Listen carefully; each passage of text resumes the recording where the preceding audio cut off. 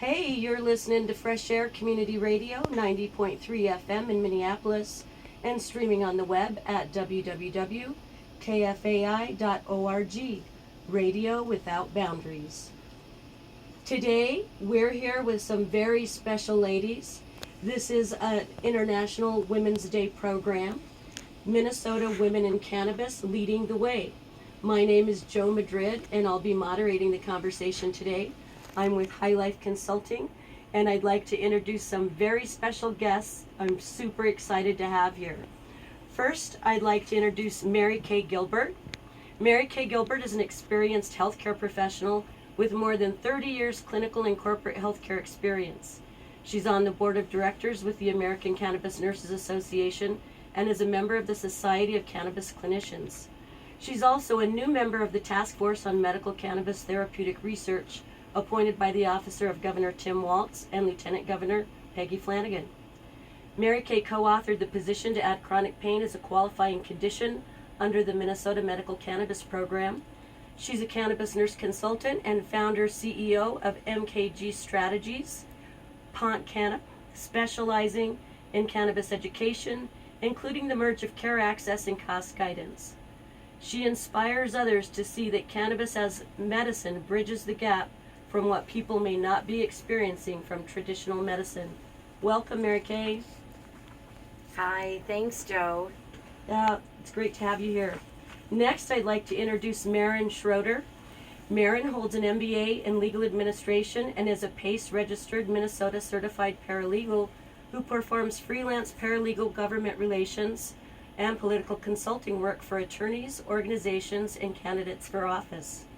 Maren is an advocate for drug policy reform and harm reduction, currently serving as policy director for Sensible Change Minnesota, where she works on medical cannabis patient access and harm reduction initiatives at the Minnesota State Legislature. Also a co-founder of Sensible Minnesota, Maren is the immediate past president and started the organization's patient advocacy program in 2015. Welcome, Maren. Hey, Jo, thanks for having me. Yep, I'm glad you could make it. Next, I'd like to introduce Laura Mon Ginsberg, who's the partner and principal with Blunt Strategies. Laura spent her career helping organizations tell stories that compel action. She brings 15 years of experience in strategic marketing, branding, communications, and project management for a variety of corporate and nonprofit organizations. Her extensive marketing experience includes analyst and public relations work, new product launches, website design and optimization, web, print, social media content and development, event planning and management, multi-channel campaign design and execution, and more. Laura has a BA in English from Carleton College. Welcome, Laura. Hi, thanks for having me. Absolutely. Next, I have Sarah Wellington. Sarah founded the Minnesota Hemp Farmers and Manufacturers Association in 2018 in response to the lack of guidance and proper research and education for those wanting to enter into the newly forming industrial hemp re-evolution. Sarah began researching and growing under the Minnesota Industrial Hemp Pilot Program for 2 years, wanting to research, learn, and teach others the steps necessary to grow, process, and market hemp products. Sarah began to grow and do research in different locations in Minnesota and used the knowledge to help educate others in what is emerging as a reintroduction of the last agricultural commodity. Sarah spent 20 years in education as a teacher in the St. Paul Public School District prior to becoming a major voice in the Minnesota hemp industry. Welcome, Sarah. Thank you so much for the invitation, Jo. Absolutely. And finally, last but not least, I have Natalie Patera. Natalie is an organic hemp grower licensed by the state of Minnesota, and she's the owner of Sunrise Soap Factory, LLC, a local artisan soap and body product manufacturing company.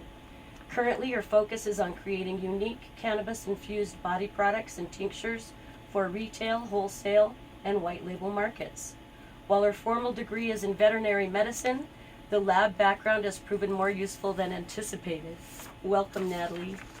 Thanks, Jo.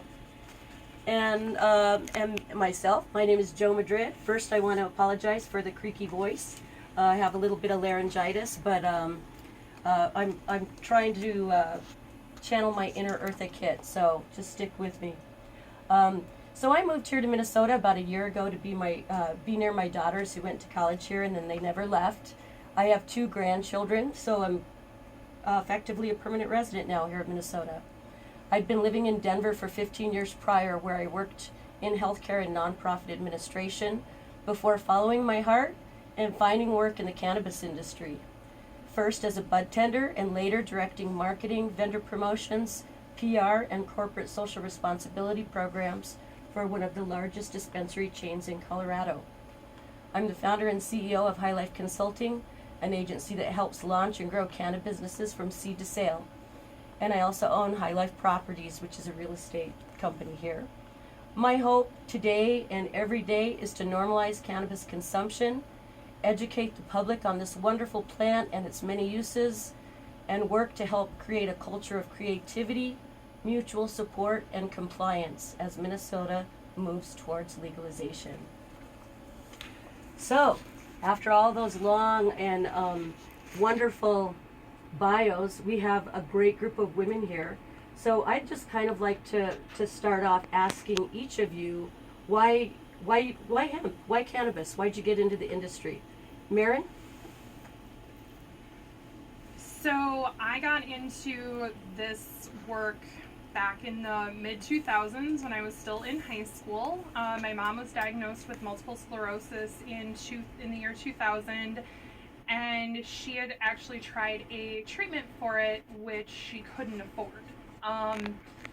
And I was like the rebel in high school. I was in trouble all the time, and I was smoking pot in high school. So I thought it was really cool that states were starting to legalize medical use. So I started researching, looking into it.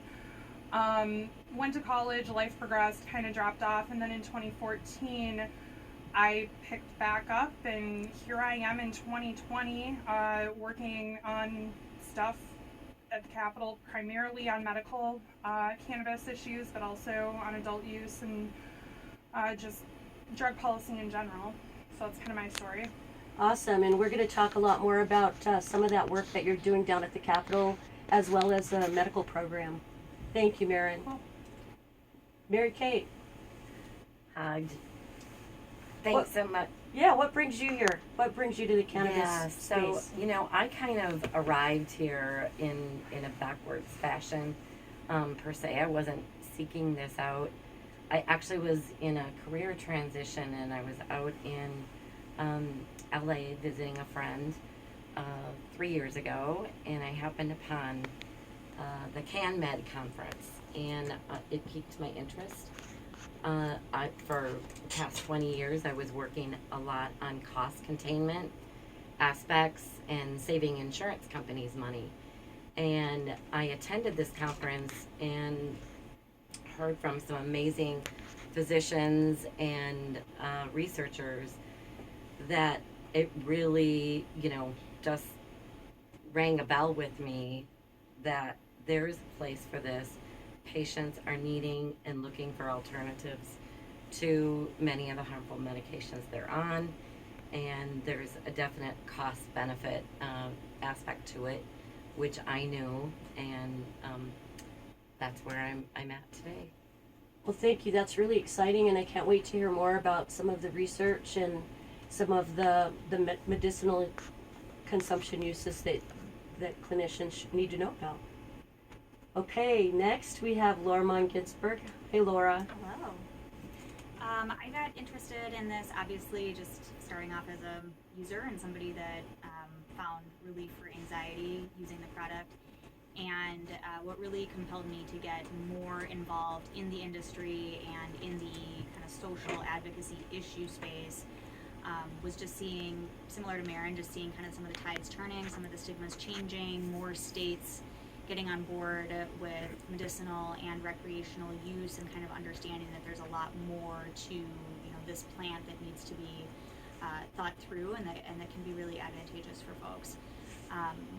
So in the very beginning of 2019, I worked with a couple other people to launch the Minnesota's Ready campaign, Minnesotans for Responsible Marijuana Regulation, and like many of us around this table, really finding different ways to add that voice to the advocacy space.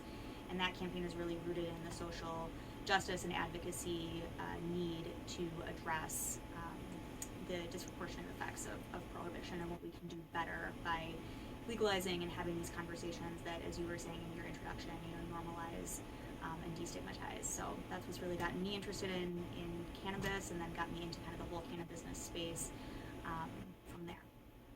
Thank you. I can't wait to hear more about your take on the social justice issues as it relates to cannabis and legalization. Okay, next we have Sarah Wellington. Hi, I took a surreptitious route through cannabis. About 10 years ago, I was also diagnosed with multiple sclerosis, and treatments were costly, painful, and rather useless at times. And I didn't have access to any medicine, and I didn't have access. Eventually, I did get appointed to the first task force when Governor Dayton was in office.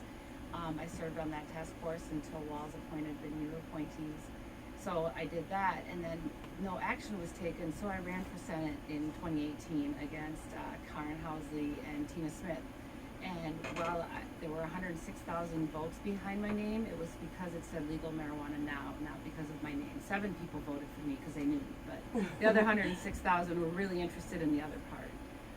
But then I became really frustrated with the legalization adult use movement, and I got sicker, and work became really difficult. But learning, my brain was on, my body wasn't, so hemp became my passion. And I learned the endless uses of hemp and how that can really restore community wealth in the rural and urban areas of Minnesota and the Midwest. And we can also serve social justice by putting people with felony pasts to work in ancillary businesses in hemp and cannabis where they are not in contact with the plant, but they can still have a really good job and career ahead of them. Awesome. I love how everyone is, everybody is on the social cause bandwagon, which I think is so important when we talk about cannabis, as well as all these personal stories. It's great. Natalie, what brings you to hemp and cannabis? Well, I kind of came into it from a few different directions, but I always had like crippling anxiety since I was like 7 years old. And probably from 13 to 30, I smoked pot every single day. And after I had kids, I went back to it, and it gave me more anxiety. And then I found out that you could smoke hemp and like only get a teeny tiny little bit kind of high, but not actually high.